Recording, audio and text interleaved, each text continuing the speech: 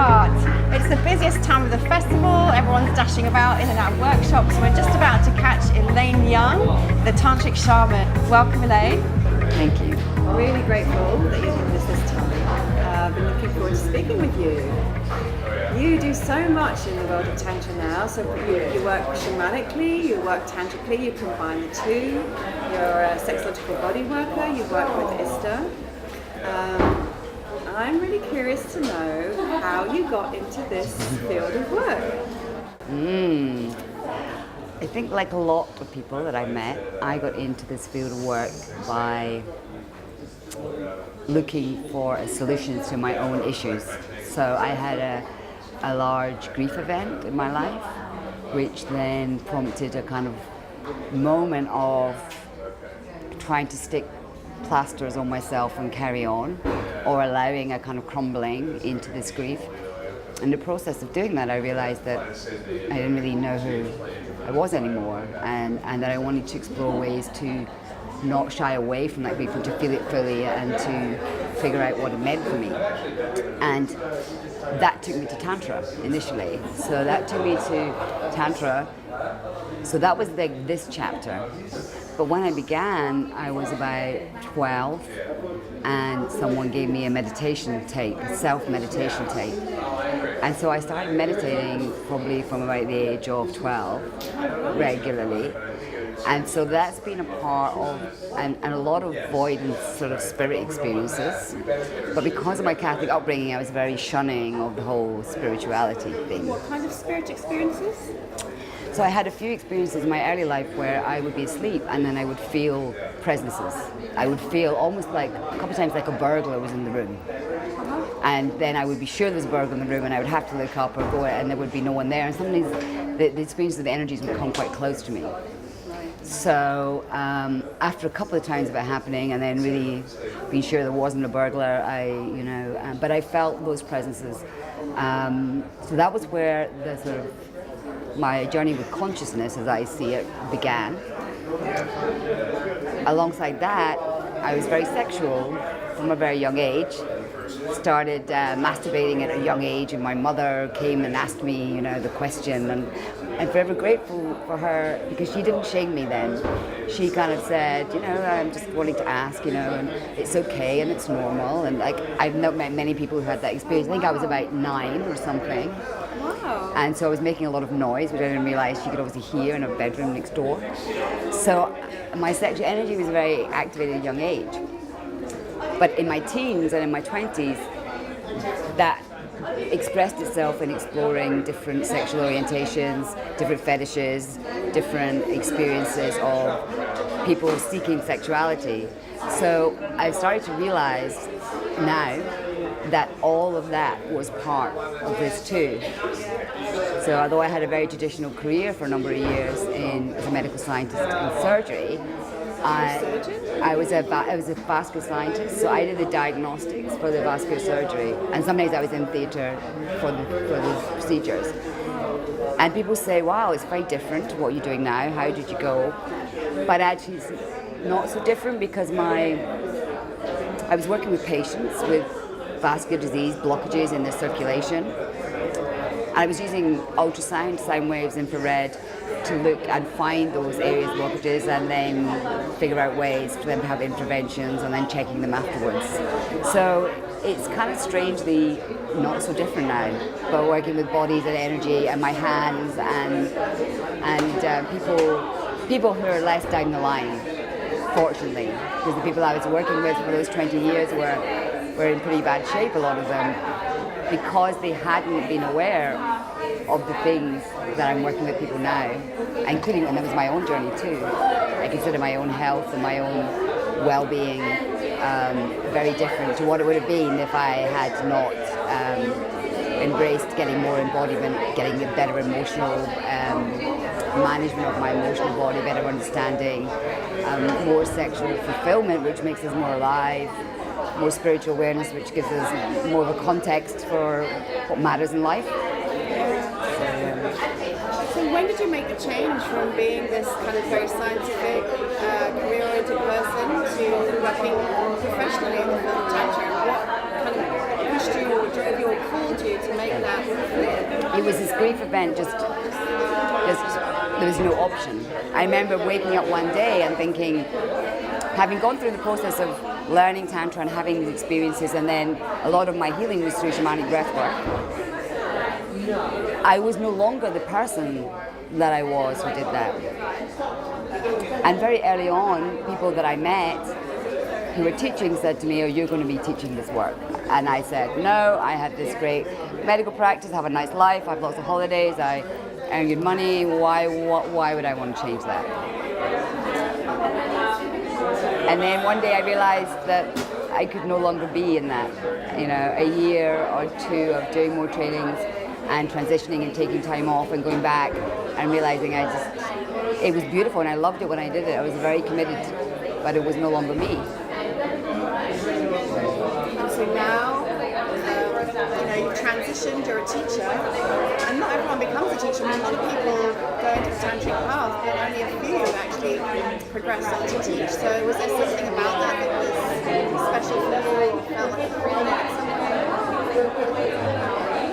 It was really about wanting to share what I learned with other people. So it was really seeing how much it had done for me, and therefore how much potentially it could offer to others. But in my life, in my kind of personality, when I used to work for different trusts and different universities, and I did a lot of training of people in different types of clinical work and ultrasound. But I don't feel that that was really linked. I feel it was more this sort of, I want to share this.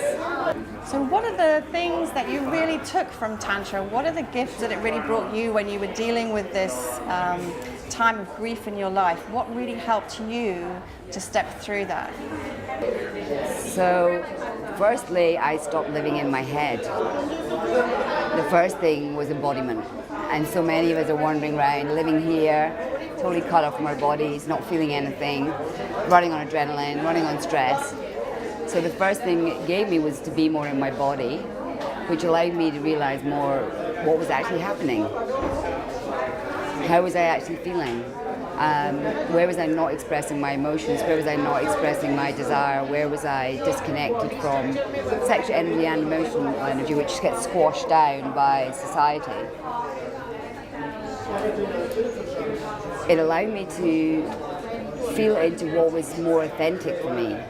I kind of took a path where I did a degree, I then got a job, I then got a training, and da-da-da, the wheel goes on.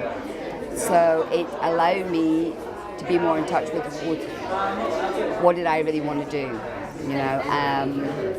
The other piece is my relationships completely transformed with all my family, with lovers, with friends, to be much deeper, much more real. And I started to see the value in life is not about your work, although you can love your work. It's not about necessarily money. It's about love and who you connect with and what your experiences are and how we honour ourselves and how we then start to honour other people and just experience life very differently. So I guess the thing is, a lot of people, when they hear about Tantra, they think it's about sex. What is it about for you? Aliveness, about being alive and living your life in a way that's connected to your heart and to your sexual energy and to your consciousness, and is less driven by the monkey mind, the ego mind, the stress. So the other thing that I really noticed was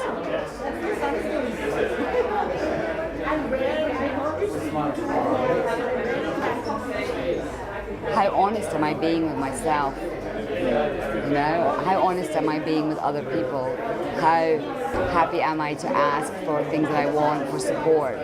So for me and for a lot of women that I work with, one of the paths is this overly masculinated, I call over-masculation, where we are told to be academic, to be successful, to be financially successful. And one of the things that Tantra and particularly Ista really teaches well about is this balance of the masculine and feminine. And so really it's about aliveness and wholeness. So it's not about men and women, it's not about your gender or your genitals, but it's about masculine is about flow and purpose and drive, and feminine allows creation, emotion, creativity. And in today's society, many of us, women and men, are operating purely in this masculine energy, and it can be very tiring. People get exhausted. People, don't know why they're trying so hard, and they're still so unhappy, and they're still so unfulfilled. They never quite get there. And often the key to that, or part of the key to that, is actually this balance of the masculine and feminine, and the judgment and rejection that a lot of women have around our feminine, of not being valued, not being worthy, because society tends to value the masculine qualities. So in being able to embrace that part of me, being able to be willing to be vulnerable and see what difference that makes in your life, when you're no longer trying to hold on to it all and pretend that everything's fine and you've got it all together and you can cope.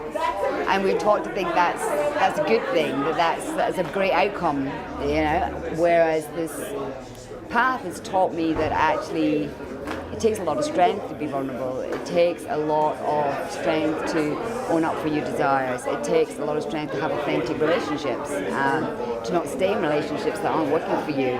And that might be friendships, family relationships, or partners.